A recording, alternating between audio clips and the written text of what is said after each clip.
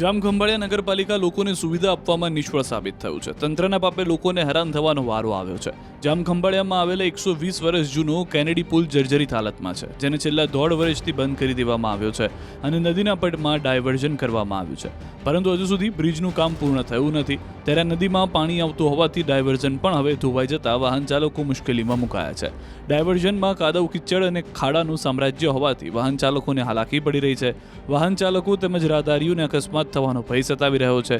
આ ડાયવર્ઝન વ્યવસ્થિત રીતે બનાવવા અનેક વખત આસપાસની સોસાયટીના લોકોએ તંત્ર સમક્ષ રજૂઆત કરી છે, પરંતુ કોઈ જ કાર્યવાહી ન થતાં લોકો તેમજ વાહન ચાલકો મુશ્કેલીનો સામનો કરી રહ્યા છે. ખંભાળિયાથી પોરબંદર ભાણવડ જતા વાહનો તેમજ આસપાસના ગ્રામજનો અને સોસાયટીના રહીશોની હાલત ખરાબ થઈ ગઈ છે. અહીં વાહનો ફસાતા નજરે પડે છે.